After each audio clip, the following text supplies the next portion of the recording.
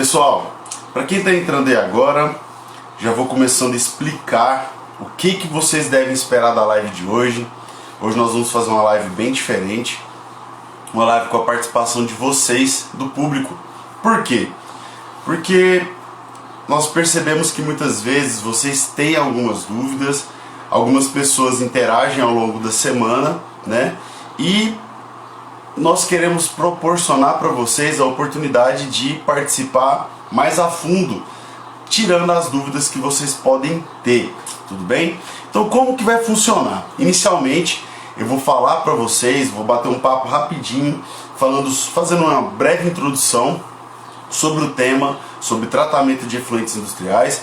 Ao longo da semana nós tivemos algumas pessoas que mandaram perguntas, algumas não vão conseguir participar porque trabalham, enfim, mas nós vamos responder essas perguntas, tá? E outras, eu vou convidar algumas pessoas que mandaram as perguntas, nós selecionamos e elas vão participar aqui ao vivo conosco, tudo bem? Então, para você que está entrando aí agora, nosso tema hoje é sobre tratamento de efluentes industriais. Esse tratamento de efluentes industriais é um tema que nós batemos vários bate-papos aí, né? Nós realizamos vários bate-papos aqui na Científica ao longo do semestre e é um tema que é bem pedido ainda assim por várias pessoas, principalmente porque não se tem muitos canais, enfim, que trabalham com isso, né? Que trabalham sobre isso. Então a nossa intenção aqui hoje é tirar algumas dúvidas que vocês possam ter e depois, se vocês ainda quiserem interagir, estamos aqui para isso, tudo bem? Então, primeira coisa, o que é tratamento de efluente? O que é efluente industrial? Efluente industrial é tudo aquilo que é proveniente de um processo industrial. Nossa, Thiago, ajudou bastante, né? Ajudei. Por quê? Todo tipo de processo industrial, ele vai gerar um tipo de efluente. E aqui eu já quero tirar desmistificar a primeira coisa que eu sempre escuto. As pessoas acham que para ser um efluente industrial tem que ser algo muito poluído, tem que ser um poluente muito potencial, né, com a carga poluidora muito elevada. E não, o simples fato de eliminar uma água, um efluente de uma esterilizadora que está com a temperatura elevada, já faz isso ser um efluente industrial. Então, todo o processo vai gerar um efluente. Agora, o grande detalhe é saber como tratar esses efluentes industriais. É aí que entra o nosso bate-papo de hoje. Para você que está entrando aqui agora, e é a primeira vez que você vem aqui na Científica, nós temos diversos tipos de tratamento de efluentes. Nós temos várias etapas, vários processos, várias possibilidades, e eu quero aqui hoje bater um papo justamente sobre essa questão, tudo bem?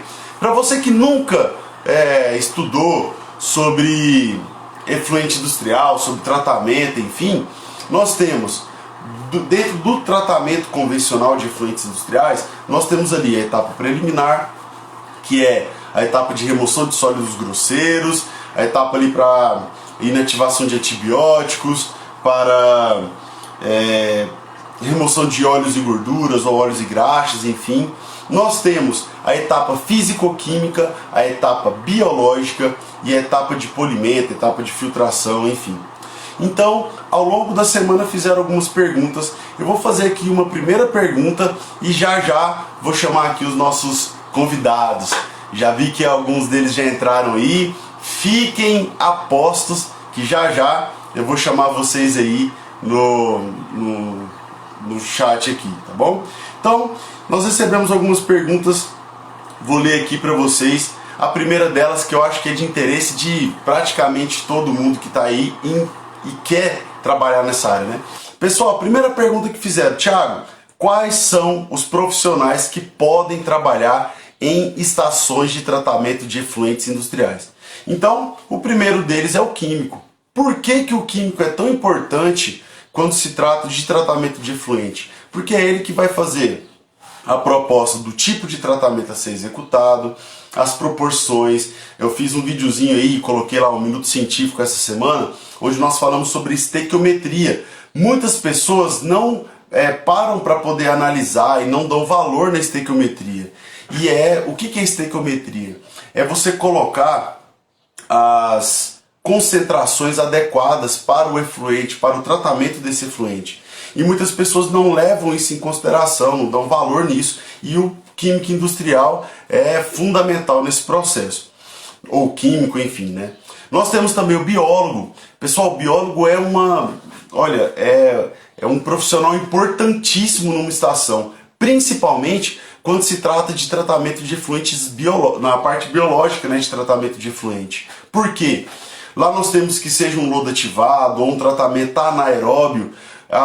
O biólogo tem a capacidade, ele tem aquela sensibilidade para poder analisar de uma forma mais minuciosa os tipos de micro-organismos que nós temos ali. Além disso, aí nós temos os engenheiros. Engenheiro químico, engenheiro ambiental, para fazer o projeto da estação, para fazer a gestão de todo o setor. Então são os principais profissionais que podem trabalhar nessa área. Existem outros que também trabalham, né? Aí são as derivações desses, né? Mas os principais são esses. Outra pergunta que fizeram, que eu achei legal. Quero trabalhar em laboratórios de estações de tratamento de efluentes. Você tem alguma dica, né? Vocês possuem algumas dicas, vocês podem dar algumas dicas para quem quer trabalhar nos laboratórios? Isso aqui eu achei interessante essa pergunta, por quê? Tem muita gente que acha que o importante para trabalhar em estações de tratamento é você aprender a operar, trabalhar no laboratório em si, né?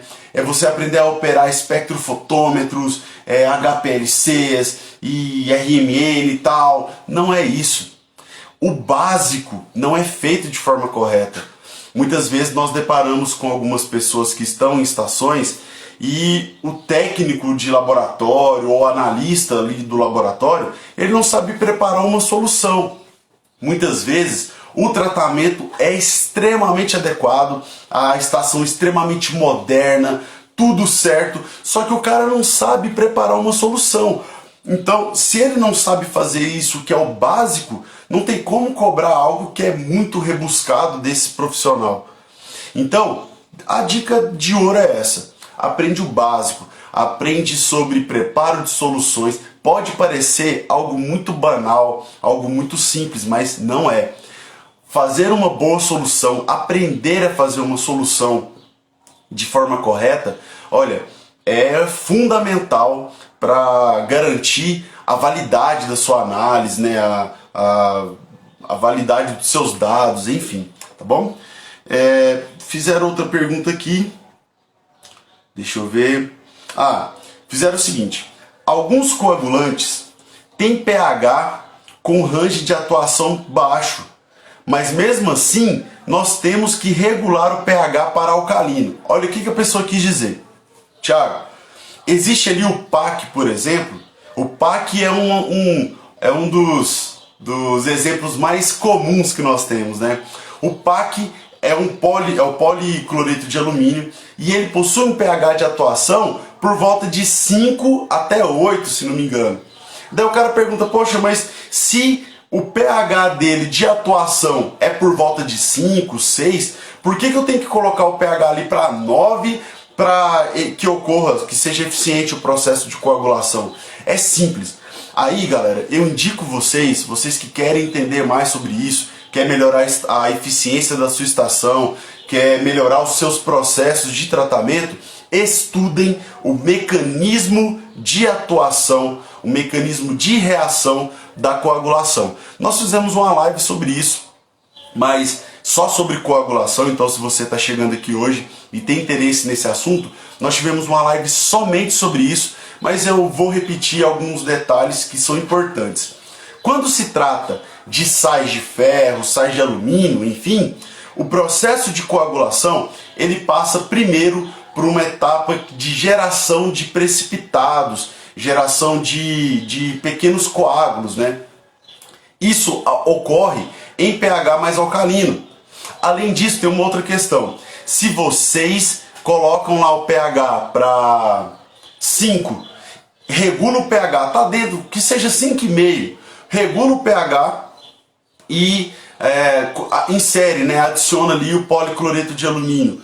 Esse sal, quando está em solução, ele gera ácido clorídrico e hidróxido de alumínio. Nós sabemos que o ácido clorídrico é um ácido muito forte e vai reduzir o pH ainda mais.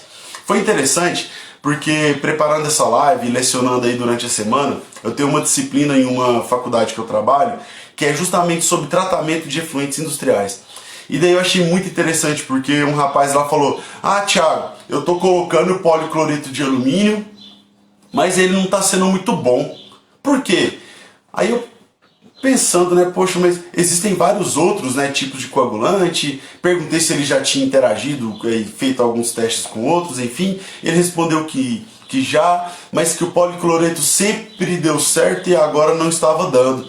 Aí eu perguntei para ele: cara, quanto é que tá o pH? Ele: o pH tá abaixando lá para 4. Ah, aí tá o segredo. Aumenta o pH.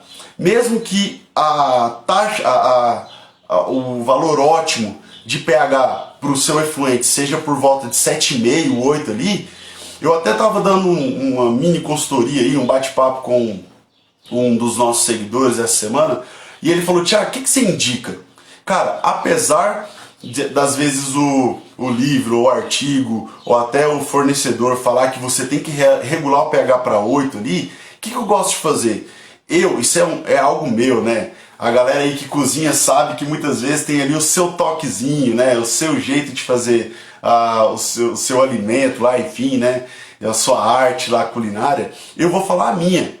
Eu gosto de aumentar o pH um pouquinho acima daquele valor que é o ideal. Por que eu faço isso? Porque eu sei quimicamente que vai reduzir. Pensa comigo, galera. Se eu sei que o pH ótimo é por volta de 7,5, é por volta de 8, eu coloco o pH por volta de 8,5, 9. Por que eu faço isso? De novo, se eu estou usando um ácido que eu sei quimicamente que vai gerar ali se eu estou usando um sal de alumínio, de ferro, enfim, e um policloreto de alumínio, estou usando um sulfato de ferro, eu sei que vai gerar um ácido. Então o pH vai reduzir naturalmente. Se eu aumento um pouquinho e adiciono esse coagulante, isso vai fazer com que o pH regule a partir do momento que eu insira esse coagulante. Tudo bem? Para aqueles que entraram agora, estamos aqui hoje no bate-papo mais interativo. Hoje vai ser a manhã inteira sobre apenas respondendo perguntas do público. Então, se você tem a sua pergunta e se você inclusive quiser participar aqui ao vivo, pode mandar uma mensagem que eu vou te convidar, tudo bem? Vou convidar a primeira pessoa que já fez aqui uma solicitação, que é a Lohane.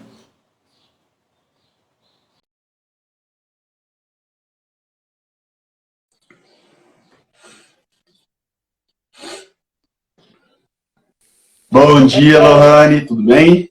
Tudo bem. Eu tenho uma pergunta. E aí, Se esse processo depende do pH, por que se preocupar com a alcalinidade? Nossa, excelente pergunta, Lohane. Excelente pergunta. Pessoal, é o seguinte. Eu acabei de falar que até dei um exemplo, né? E esse exemplo foi um exemplo real mesmo, que esse aluno nesse bate-papo aí durante a semana na aula, ele comentou que o pH estava reduzindo muito. Aí a pergunta que é interessante, foi bacana a Lohane perguntar isso, porque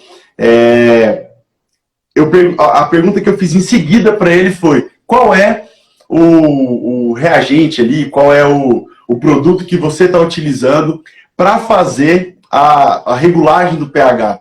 Ele: Thiago, eu uso soda cáustica, né, hidróxido de sódio. Tá errado. Por quê? Eu tenho que regular o pH, já falei agora que eu tenho que regular o pH, Lohane, né? Colocar ali por volta de 8, 8,5, enfim. Só que eu tenho que aumentar não só o pH, eu tenho que aumentar também a alcalinidade. Daí a Lohane perguntou: qual é a importância da alcalinidade para o tratamento em si? Galera, é simples. A alcalinidade no sistema, ela vai funcionar como um agente tamponante. Lembram lá do... Não lembra, né? Há muito tempo, né? Lá do ensino médio, que faz faculdade aí, lá das aulas de analítica, né?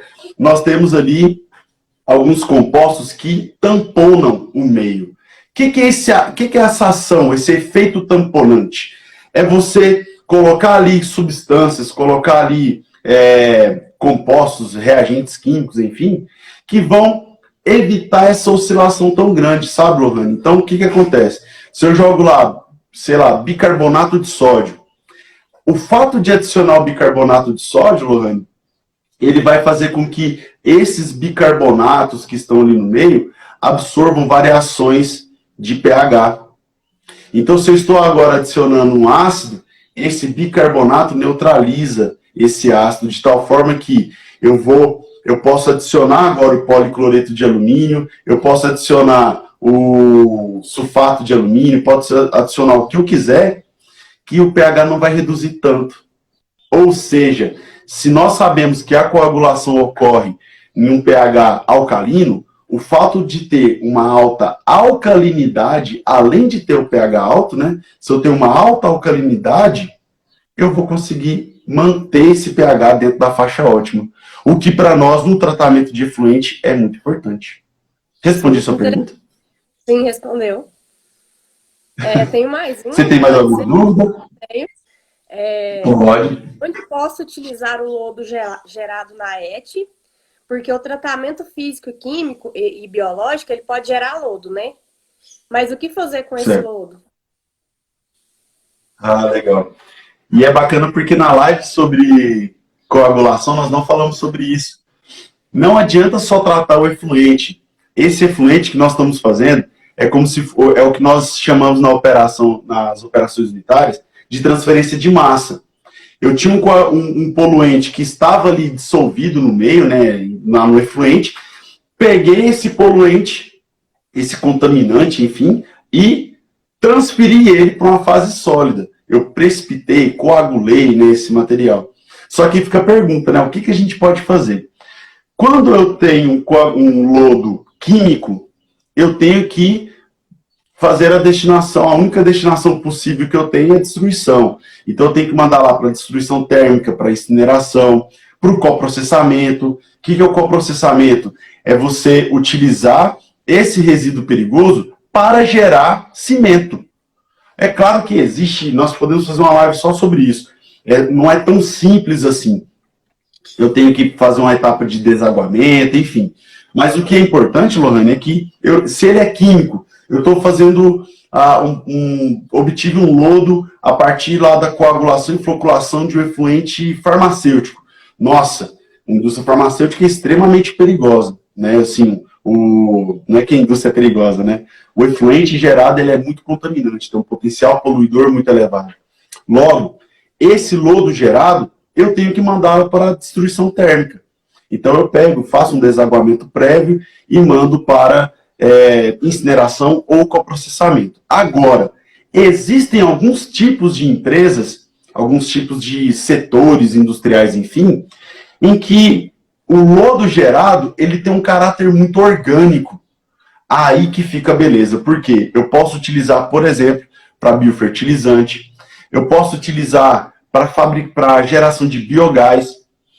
Olha, você que está aí nessa live e quer aprender algo assim extremamente bacana, diferente do que a gente aprende lá na faculdade normalmente, e que está super em alta, é a utilização dos processos de tratamento para geração de energia. Como assim? Eu posso pegar esse lodo, Lohane, e posso colocar num biodigestor, se ele for muito orgânico, né? Eu posso colocar num biodigestor e posso gerar biogás a partir dele. Existem outras técnicas, pirólise, fast pirólise, enfim, tá? Mas geralmente é isso. Eu posso utilizar ele como fertilizante ou para geração de biogás, e aqueles que são perigosos, eu posso fazer destruição térmica deles, né? Incineração e coprocessamento. Nossa, muito interessante. É coisa que a gente nem imaginava, né? Muito interessante mesmo. Muito obrigada. Por nada. Tchau, tchau. Tchau, tchau. De novo, se você quiser participar, basta mandar assim, ó, eu quero. e manda sua pergunta já. Vamos convidar aqui agora a Bárbara, que mandou também uma pergunta muito legal.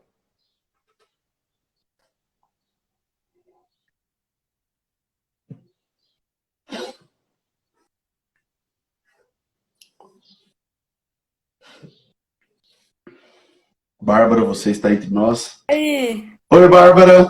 bom dia, tudo bem, professor? Bom dia, pessoal. Bom dia, tá joia? Tô joia, e por aí? Beleza. Manda sua pergunta. Então, eu queria que você falasse um pouco sobre os adsorventes naturais. Legal, legal. Você trabalha com isso, né, Bárbara? Sim, Legal. Pessoal, o que que acontece? Nós temos os adsorventes, que são o adsorvente mais comum que nós temos, né? Comum, não desprezando, né? Menosprezando o adsorvente. Mas o adsorvente mais usual é o carvão ativado. O que que acontece? É um adsorvente, é um material que tem uma capacidade de absorção muito elevada. O que acontece, pessoal, é que, mesmo tendo essa capacidade de absorção muito elevada, podendo ser utilizado para diversas finalidades, mesmo assim, nós temos um problema que é o custo desse material. É aí que entram os adsorventes naturais. O que são esses adsorventes naturais? São materiais adsorventes que nós geramos a partir de agroresíduos, se é que nós podemos falar assim. Então, eu posso hoje gerar adsorvente natural a partir de praticamente todo tipo de agroresíduo. Posso gerar de casca de banana, casca de coco, posso gerar de casca de moringa, lá que é muito conhecido também, casca de jatobá. Ó, a galera aí do piqui, goiano do pé rachado. A gente pode usar de casca de piqui. A Bárbara, você é do Pará, né, Bárbara? uhum, Então vamos usar de casca de açaí, né? Fazer né? Então nós é, podemos usar isso de forma geral, sim. Nós podemos obter isso de diversas fontes. Qual é o problema hoje do adsorvente natural? É você conseguir ter o volume que você precisa. E o grande problema e o grande desafio das instituições, dos centros de pesquisa, das universidades, enfim, é obter um absorvente natural que consiga ter a mesma capacidade do carvão ativado. Aí é um certo. problema.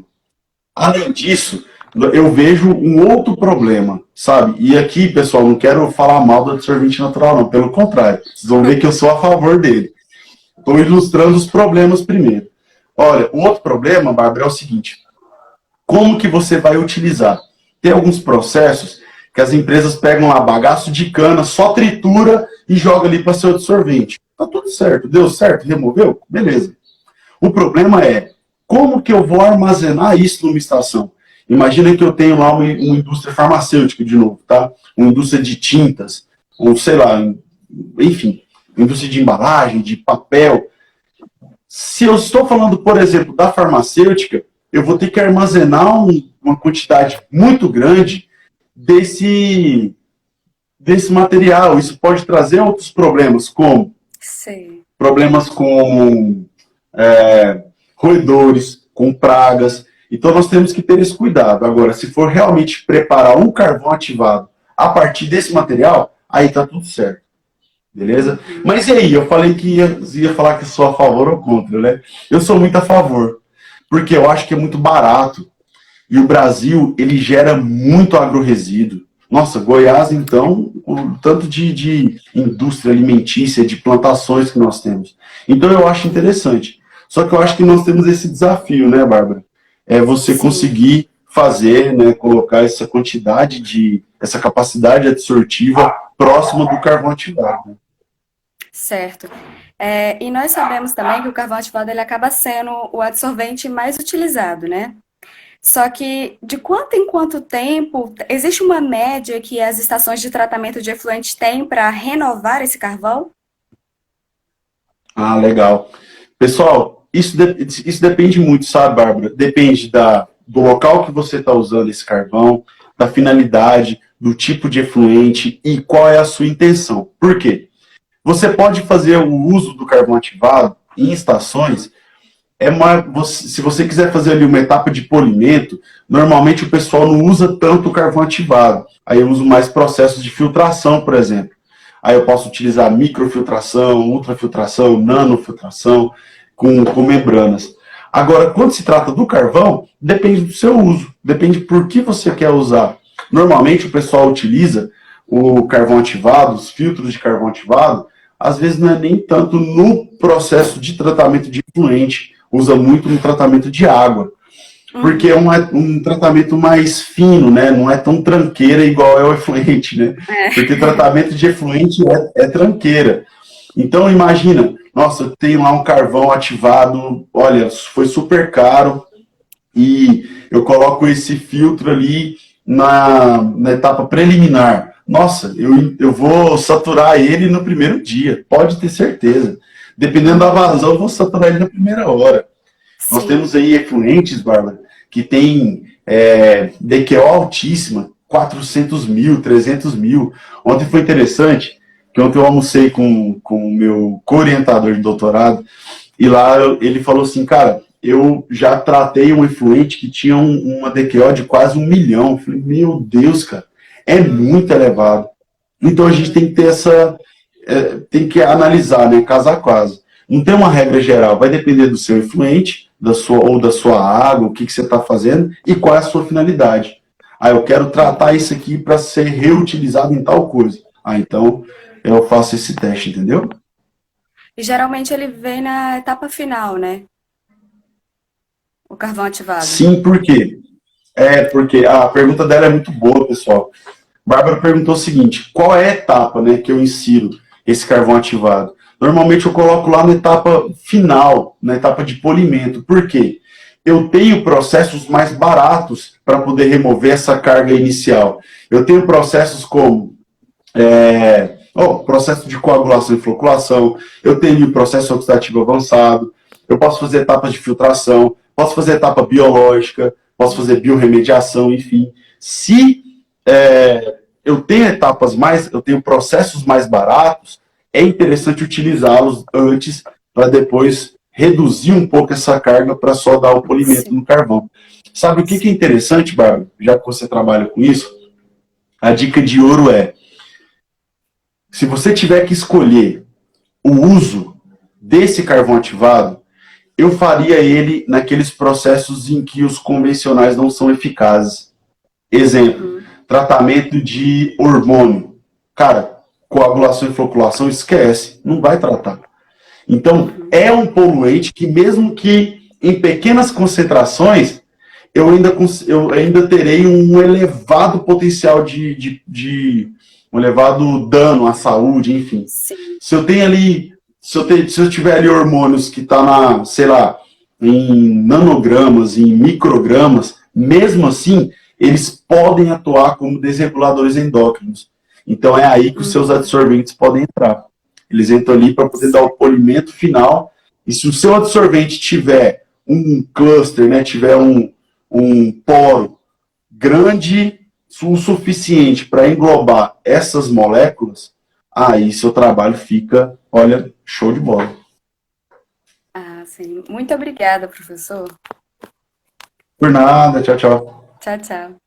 Pessoal, enquanto algumas pessoas fizeram aqui a solicitação, peraí. Enquanto eu chamo a próxima pessoa, eu vou fazer um breve comentário aqui sobre uma pergunta que fizeram.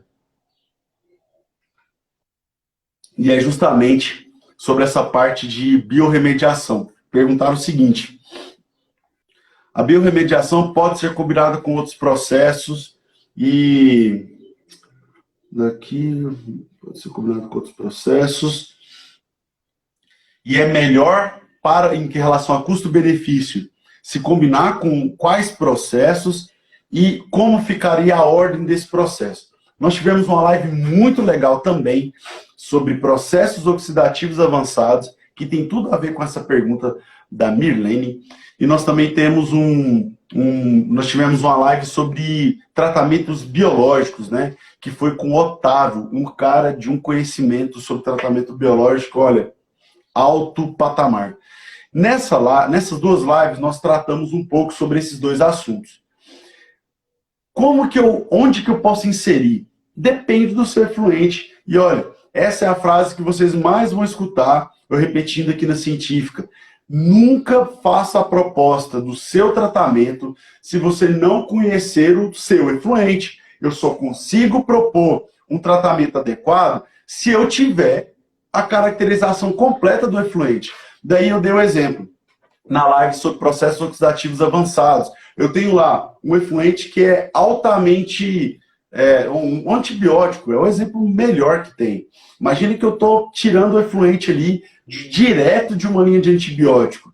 Aí eu achei legal, fazendo o link com a live do Otávio, né? O Otávio falou o seguinte, olha, eu nunca vou te falar que vai funcionar ou que não vai até fazer o teste. Eu concordo plenamente com ele. Vai depender muito do seu efluente. Agora, quando nós falamos lá da etapa de processo da live sobre processos oxidativos avançados, eu comentei que se você tem um antibiótico, uma carga muito concentrada de antibiótico, ou se você tem um pesticida, alguma coisa assim, você tem que fazer um pré-tratamento para depois ir para a parte biológica. Qual é o grande problema da etapa biológica, biorremediação, enfim? É que existem alguns compostos que são recalcitrantes ou que possuem baixa biodegradabilidade.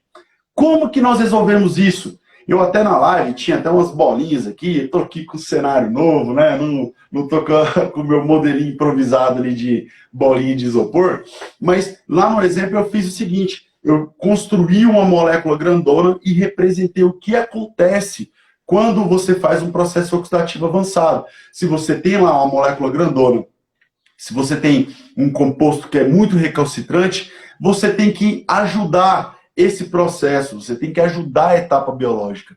Como que nós fazemos isso, galera? Eu posso pegar essa molécula e faço ali alguns processos, principalmente os oxidativos, para poder pré-degradar essa molécula e torná-la biodegradável. Aí nós temos um outro link. Cara, tratamento de efluente, a gente vai ficar aqui um ano falando de tratamento, não vai falar 1% do que tem que falar. Quero saber se o meu efluente é biodegradável ou não. Apesar dela não ter feito essa pergunta, eu acho que essa pergunta talvez seja mais importante do que o layout ali da estação. Como que eu faço isso? Eu analiso a relação DQO-DBO.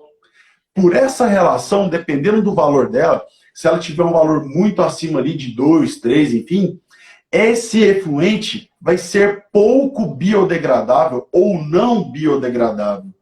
Qual que é o nosso desafio? Fazer ali um pré-tratamento para propiciar esse futuro tratamento biológico, essa futura etapa biológica, tornando esse efluente mais biodegradável. Então imagine que a minha mão seja uma molécula. E essa molécula, do jeito que está aqui, ela não é biodegradável. Se eu faço um processo oxidativo avançado, por exemplo, eu posso quebrar essa molécula em duas e agora esses fragmentos gerados são biodegradáveis. Aí eu resolvo esse problema.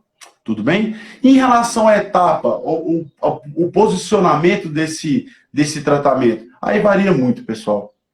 Aí varia muito. Eu posso ter um efluente extremamente orgânico. Se eu tenho um efluente que tem um caráter muito orgânico, eu posso fazer uma etapa biológica direta, dependendo do que a empresa produz. Eu tenho ali uma etapa um processo de, sei lá, de produção de alimentos, indústria alimentícia de forma geral, tá? Aí eu posso jogar direto. E qual é o melhor biológico? Depende também se é o aeróbio ou anaeróbio. Aí perguntou aqui, ó, inclusive a dona da pergunta, não sabia que ela talvez não tinha convidado ela. E os custos? Como que fica a questão dos custos? Depende também, Milene. Depende. Por quê? Depende do layout que você está escolhendo. O tratamento biológico ele é sempre interessante porque normalmente os efluentes têm uma carga orgânica muito elevada. É claro que isso não se aplica se eu tiver, sei lá, uma indústria de galvanoplastia, onde eu tenho muito metal, tem muito ácido, e os caras fazem banhos lá, né, de ácidos, enfim. Aí é diferente. Agora, nesse caso, ele é bacana. Deixa eu ver o que ela perguntou aqui. O POA não é o processo com o custo mais elevado? compensa combiná-lo com a parte biológica? Cara, sua pergunta é fantástica, ô, Mirlene. Por quê? Tem muita gente que eu escuto muito isso. Ah, mas o pó é sempre muito caro. Concordo que em relação aos convencionais, ele tem um custo maior. Só que tem um detalhe. Existem alguns efluentes que o convencional não trata. É aí que está a sacada. Exemplo, vocês vão me escutar falando isso sempre. Indústria de hormônio. Indústria de hormônio, o processo de coagulação e floculação, ele não é eficaz na indústria de hormônio, de forma geral. Ah, você está lá produzindo anticoncepcional, tá? Ele não se trata normalmente pelos processos convencionais de coagulação e floculação. Então eu tenho que inserir alguns processos mais drásticos, mais brutos, se é que eu posso chamar assim. Um deles é o processo oxidativo avançado. Nesse caso, eu tenho que usar, mesmo tendo o custo mais alto. Por quê? Senão a etapa, o convencional não tratou. Aí eu vou tratar com o biológico, não vai tratar. Porque tem alguns que são muito recalcitrantes, moléculas também muito grandes, enfim. Então eu tenho que ter alguma alternativa para isso. A alternativa normalmente é o processo oxidativo avançado. Existem outras? Existem. Olha, se tem alguém aqui que trabalha já em tratamento de efluente, em indústria, enfim, eu sei que essa é uma informação que choca bastante. Mas eu já vi um cara que usa de cara no efluente bruto um processo de membranas, de filtração com membranas. De cara, o cara não faz nada, chega o efluente e já faz uma filtração com membranas. É caro o processo, mas você vai analisar que a qualidade de água que eles querem desse efluente tratado. Nossa, tem vários fatores. Beleza, Milene? Vou chamar aqui a próxima pessoa que mandou uma perguntinha. Vi que tem gente aqui que mandou perguntas também, que é a Edilene.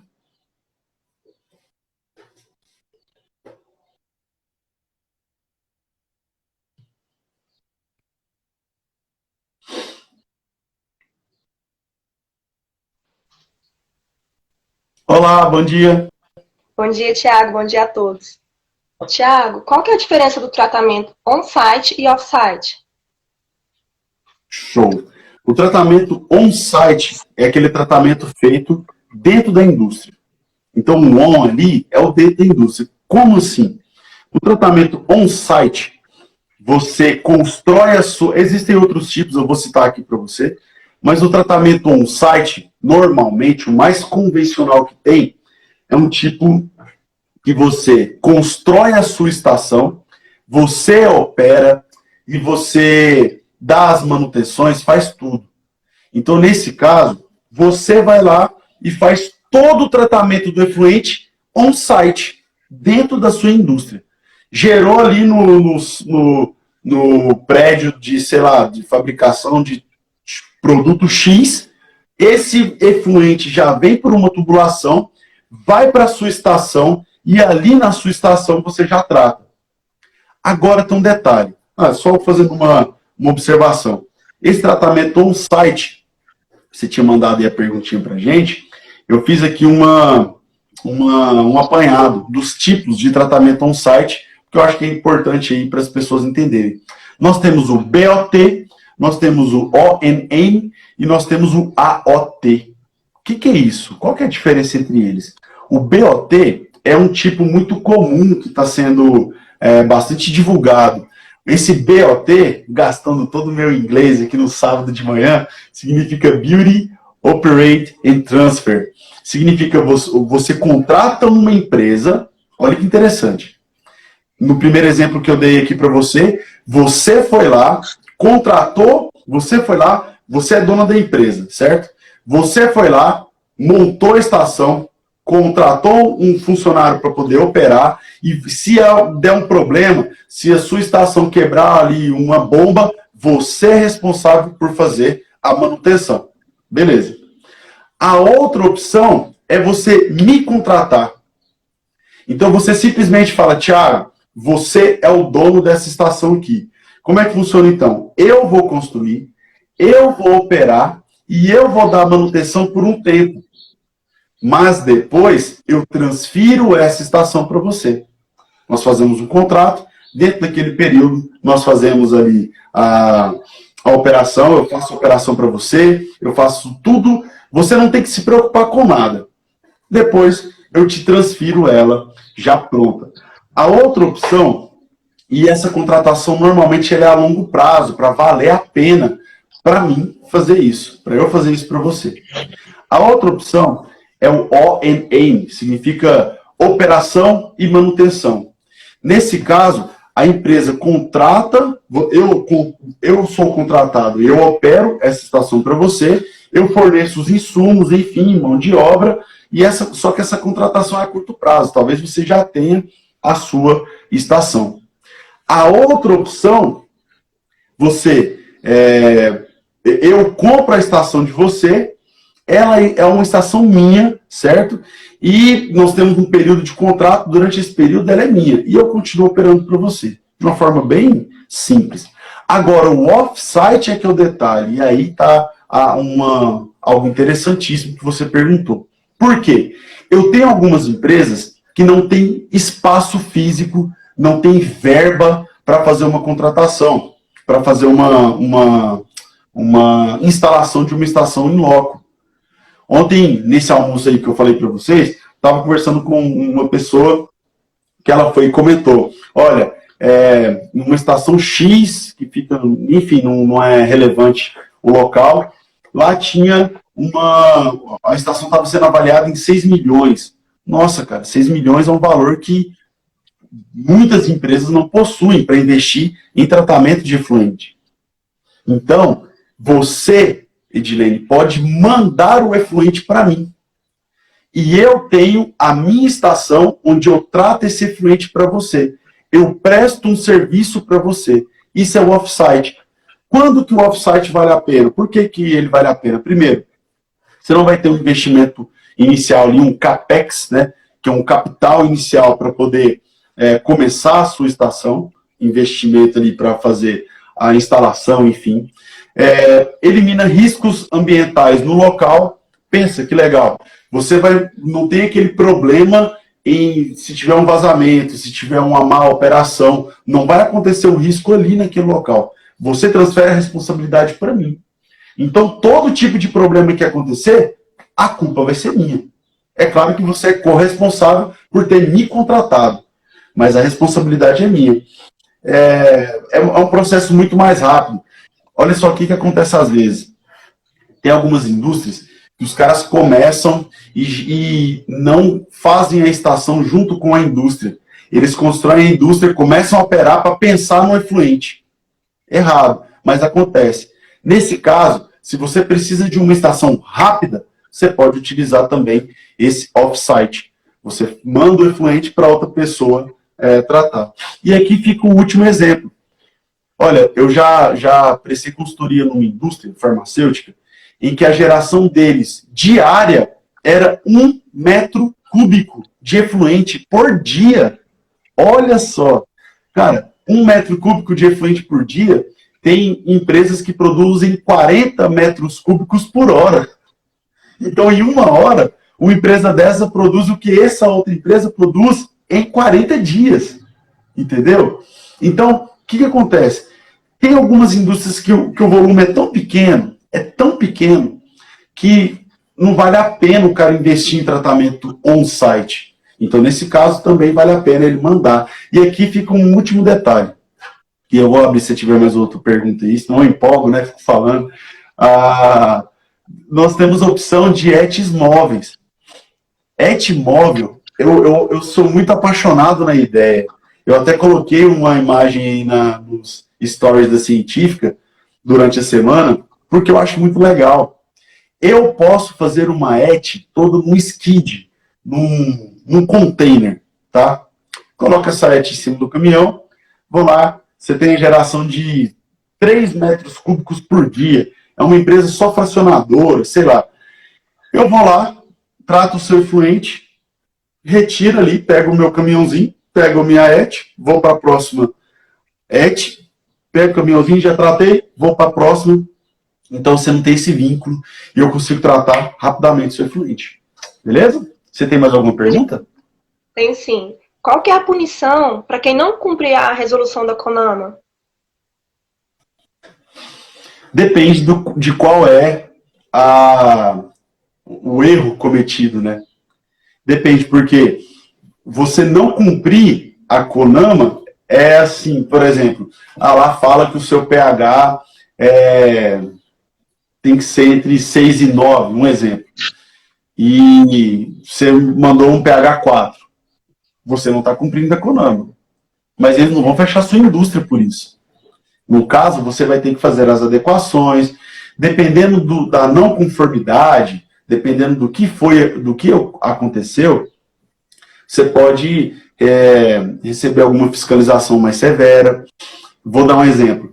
Nós tivemos na nossa região aqui um caso, um problema, em que tinha uma empresa que estava descartando no rio o efluente. Nossa, aí é um problema grave.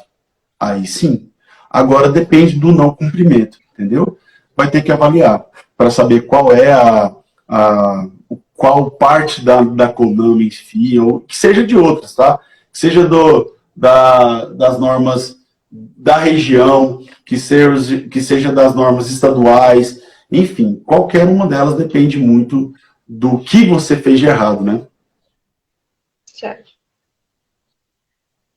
Obrigado. Obrigada eu, Thiago. Bom dia. Pessoal, deixa eu ler aqui os comentários. Bom dia.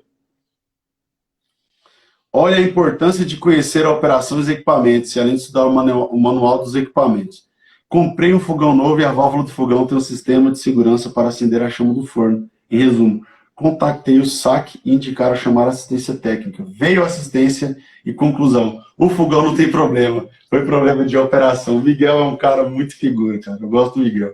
Miguel manda umas perguntas muito boas aí no privado. Mas é exatamente isso, né, Miguel? Muitas vezes nós achamos que nós não sabemos operar os equipamentos, né, de forma geral. E o que o Miguel está falando aí, que é um fogão, né, que ele deu o exemplo do fogão, a gente aplica para tudo, né? Cara, eu posso aplicar isso para a estação de forma geral. Cara, existem erros banais. Vocês podem achar que não existe, mas existem erros que são, sim, inadmissível acontecer, sabe? Exemplo, a pessoa quer fazer um processo de coagulação, mas ela faz isso num tanque de floculação, e ela faz isso num tanque que não seria um tanque de fundo cônico, por exemplo. Cara, como é que você vai remover o lodo? E olha só, existem situações onde as pessoas fazem o seguinte: isso aqui é o tanque, aí, além do fundo ser chato do tanque, coloca a saída do lodo aqui assim, ó. Cara, o lodo vai sedimentar, vai ficar no fundo do tanque. Como é que você vai remover o lodo aqui? Tem que ser aqui embaixo. Então tem detalhes de operação que realmente fazem a diferença, viu? Qual seria um bom tratamento com melhor custo-benefício para efluente com alto nível de níquel? Cara, nesse caso, níquel, você pode tentar fazer... Tem alguns polímeros que eles fazem uma espécie de complexação com esse níquel. Agora, em relação a custo-benefício, vou ser muito sincero, Marlon, eu nunca trabalhei. A princípio, o que vem na minha mente? Você fazer um processo convencional mesmo de tratamento, escolhendo um bom agente floculante, né, enfim, e partir para etapas de polimento, se não remover. O problema é que o níquel, normalmente, eu estou trabalhando com efluente, que ele não é que ele tem um nível alto, igual parece que é o seu caso. Ele tem um nível relativo ali, né? Ele sai fora um pouco do que as normas pedem. Nesse caso, nós fazemos um processo oxidativo, que é o que eu estudo, e ele não consegue remover esse níquel ali do processo. Então, nós partimos para outras etapas. E por coincidência aí, o que a Bárbara falou, nós testamos alguns tipos de adsorventes, alguns cartuchos de adsorventes, tá? Então, pode ser, no seu caso, é um efluente proveniente de uma indústria de níquel em si, só para eu entender. Se você puder mandar aí, por favor, Marlon.